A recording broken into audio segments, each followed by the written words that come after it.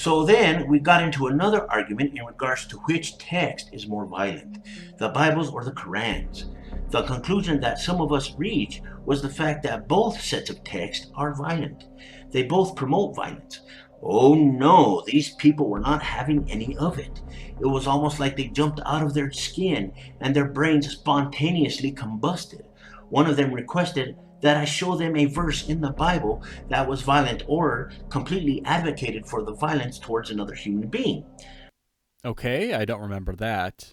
No one's denying that the Bible has violence in it. But we also have to look at the element of real-world application. And such a minority of Christians actually follow those violent verses. You know the ones you're talking about, the ones you're about to reference. No one follows that shit. That is important to point out. And it is ridiculous, then, to group Christianity in a conversation with Islam. One of the ones that I mentioned was Leviticus 20:13. If a man lies with a male as with a woman, both of them shall be put to death for their abominable deed. They have forfeited their lives.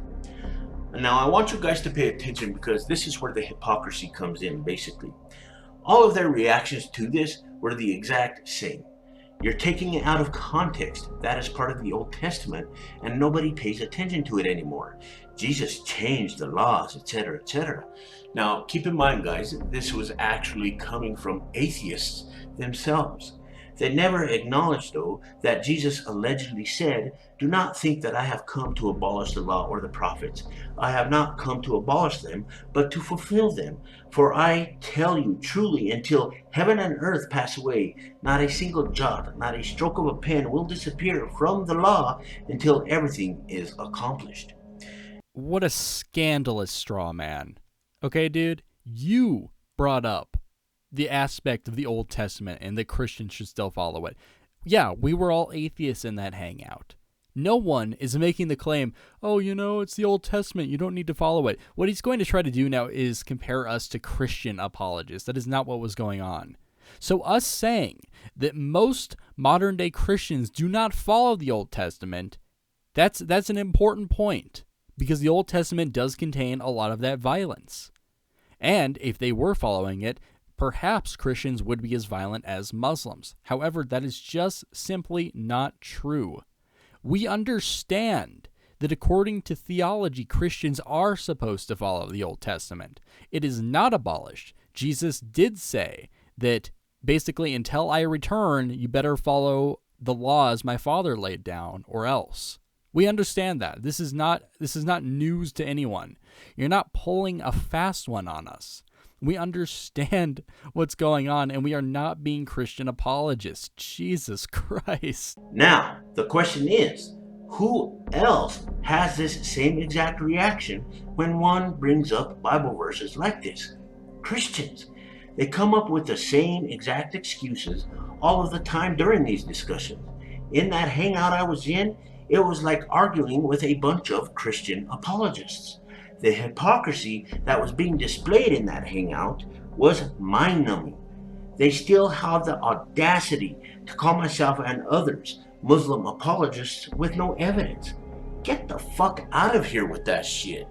Eve Real was in that hangout, if people know who that is. And I like Eve, but she does muddy the conversation. In my opinion, Eve is a Christian apologist.